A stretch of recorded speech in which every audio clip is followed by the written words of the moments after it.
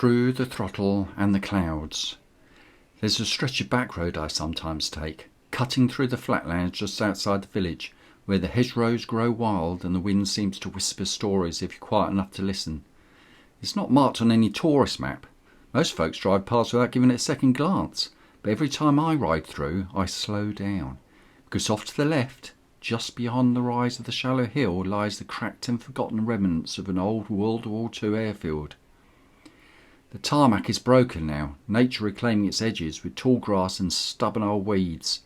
A few rusted hangars still stand, crouched like sleeping beasts. They're a haunting sort of silence there.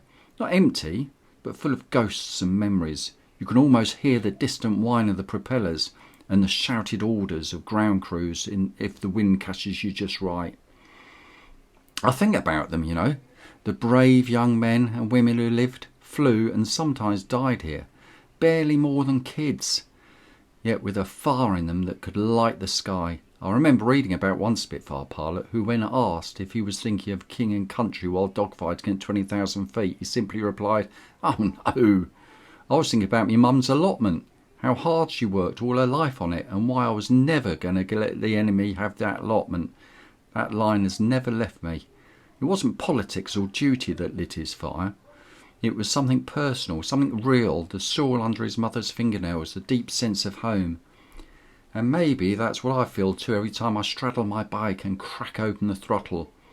There's something about riding that's the closest thing to flying, not just in speed or lean, but in spirit.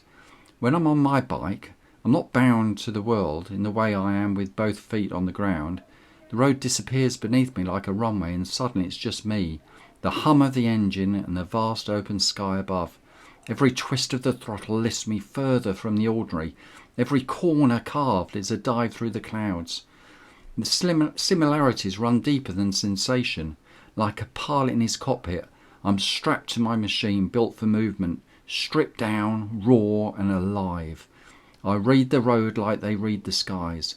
I feel the change of the wind, anticipate the next shift, my whole body responding instinctively.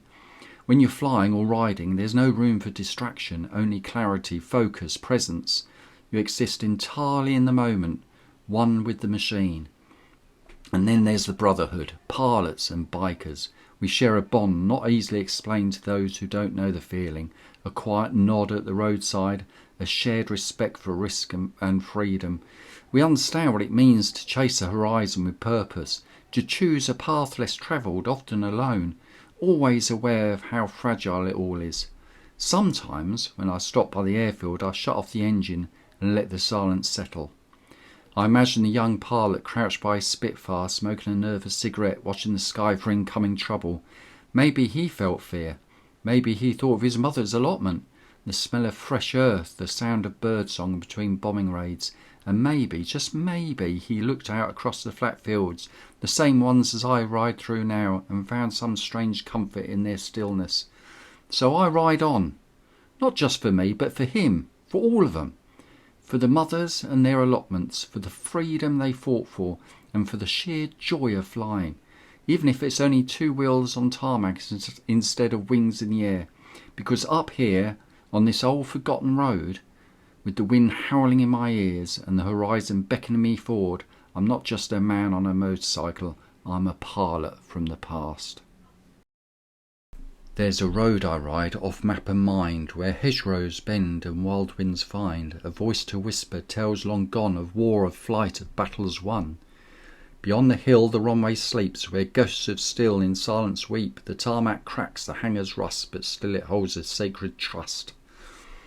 I slow my bike and let it hum, a modern echo of engines come, and in the hush I sometimes hear the growl of hope, the whine of fear. I see the boys who flew from here with trembling hands and hearts sincere, not for medals, flags or fame, but for an allotment, a mother's name. When one Spitfire soul, when asked what stirred his fire while climbing undeterred, replied not with a lofty vow, just soil, and how he'd not allow the enemy to touch that ground where his mothers toiled without a sound.